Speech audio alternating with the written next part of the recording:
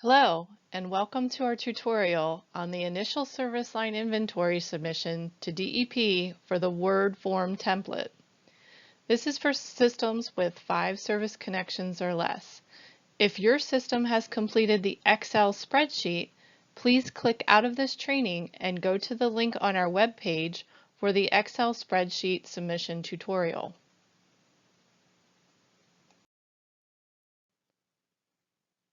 So today we will cover how you will submit your initial inventory, compliance with the service line inventory, and finally we will discuss the required notification to your consumers.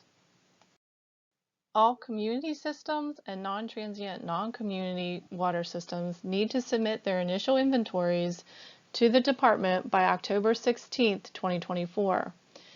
This means that DEP needs to receive your complete submission prior to midnight on October 16th. So if you're finished with your inventory, go ahead and submit it now. So, are you ready to submit your inventory? Does your inventory include all of your service lines? If you're a system that has joint ownership, that includes both information for the water system portion and also the customer-owned portions. Does each service line have a unique ID and address associated with it? And has each of your service lines been characterized as either lead, non-lead, galvanized requiring replacement, or unknown? And has the general information, inventory methods, and detailed inventory sections of your template been completed at your water system? If you answered yes to all of the above questions, you're ready to submit your inventory. Before submitting your work, please be sure to save a copy of your initial inventory in a safe place for future reference and update submittals. Let's walk through the specific steps you will need to take to submit your service line inventory. For systems with 5 service connections or less and wanted to use the Word forms or PDF version of the Word form, you have 3 items available for you. These are on our e-library, and these are the numbers listed behind each. So first you have your instructions, then you have your cover form with all the basic information for your water system, and then the detailed inventory portion, which is the specifics for each service line.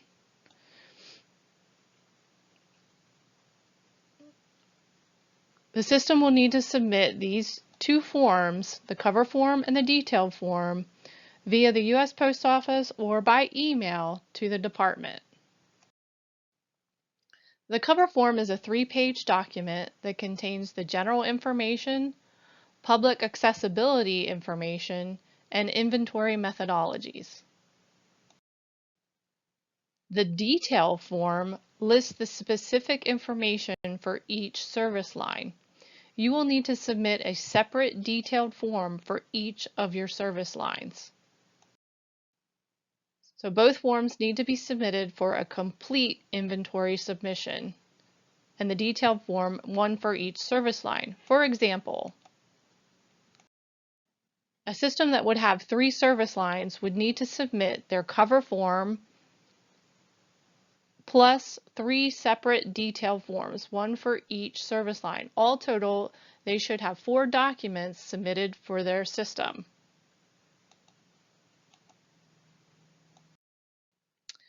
Once you have your documents assembled, make a copy for your records and submit them to DEP.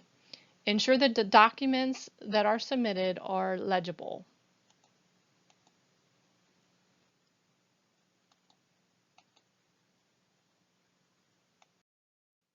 If you plan on mailing a copy of the Word forms, please send your submission via U.S. Post Office to PADEP Safe Drinking Water, Attention Service Line Inventory, to the correct DEP office address for the county in which your system is located. I'll get to where you find those addresses in just a minute. Or if you are emailing a copy of your inventory, you may email them directly to your sanitarian if you know their email, or you can send them to the resource account email for the district or regional office with jurisdiction over your facility. In the subject line of the email, please put service line inventory followed by your PWS ID number. Be sure to attach all of the service line inventory documents to the email. The mailing and email resource accounts are listed in this document. This document is found in eLibrary, and the document number is also in the Word form instructions. In this document, you will see the county in which your PWS is located for the listing of where to send your completed plans. This lists both the mailing address and the resource email account addresses. Once you've submitted your inventory, are you finished? No. Water systems must continue to update their inventory as better information becomes available or until all unknowns have been verified.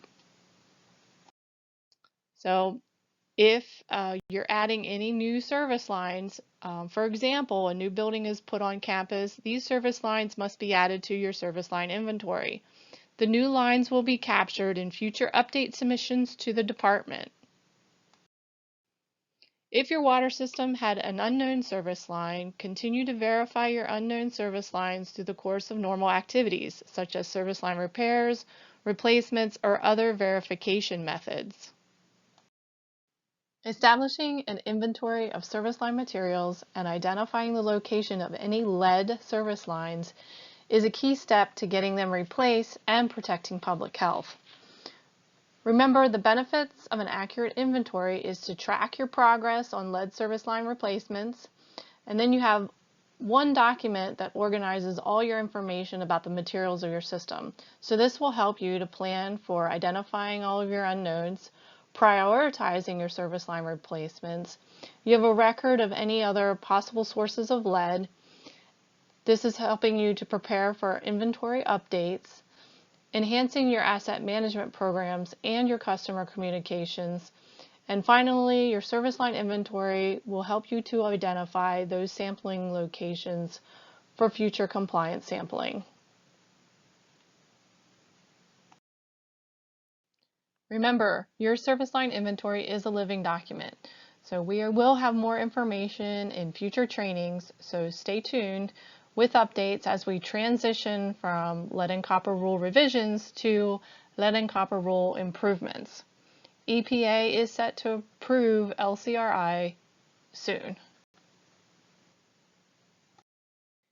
If you submit your initial inventory as all non-lead service lines, and then you later find either lead or galvanized requiring replacement line, you will need to notify DEP within 30 days and then prepare an updated inventory on a schedule provided by DEP. We also wanted to remind systems with populations of less than 50,000 people that you will have to provide your inventory to customers when it is requested. Under the lead and copper rule revisions, water systems are required to notify consumers of their service line material if it's determined to be lead, galvanized requiring replacement, or unknown. No notification to consumers is required if the entire service line is non-lead, for example, if the line is copper or plastic. Initial notification to customers with service lines classified as lead, galvanized requiring replacement, or unknown service lines needs to be completed within 30 days of the initial inventory, but no later than November 15th of 2024. After this first notification this year, notifications shall be repeated annually thereafter until the service line is no longer lead, galvanized requiring replacement, or unknown. New customers are notified of their service line material at the time of initiation. These consumer notices need to contain a statement about the service line material, the lead health effects, and steps to minimize lead exposure. The notification requirements vary depending on the service line material, so we do have 3 different notice templates. These notification templates can be found on our e-library. Here are the 3 templates and their form numbers. These templates are also on our Lead and Copper webpage. Water systems may use their own service line material notification as long as it contains all the applicable required information that is specified in the regulations. All notices need to have this mandatory health effects language for lead.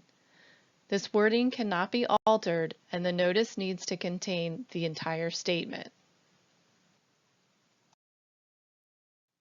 All notices need to have steps to minimize exposure to lead, and here's an example. And these steps to minimize lead exposure are listed in our consumer notice templates. Additionally, notices must include the following: opportunities for service line replacement for both lead and galvanized requiring replacement service lines, available financing programs for lead service lines, a statement that if the system needs to replace its portion of the service line, if the property owners notify the system that they are replacing their portion of the service line, and that's for lead lines. And opportunities to verify the service line material for unknown service lines. Our templates have all of the required elements. Notices must be provided to consumers supplied at the service connection with a lead, galvanized requiring replacement, or unknown service line by mail or by another direct delivery method approved by DEP. This could include hand delivery or email. Notices need to be issued by November 15, 2024. Non-transient non-communities could post notice to a bulletin board to allow consumers to review the information. Water systems will need to certify to the department that they completed the notification, and more information on this process will be forthcoming. EPA does have some additional resources on their website regarding these notification templates and also a fact sheet for consumer notifications. And lastly, we just wanted to mention a few items regarding compliance with the regulations. So failure to submit a service line inventory will result in a treatment technique violation. This is in violation of 40 CFR 141.84A. This violation requires a Tier 2 public notification to your entire system within 30 days. Failure to complete that consumer notification for any lines of lead, galvanized requiring replacement, or unknown service line is a reporting violation, and that's a violation of 40 CFR 141.90 F4.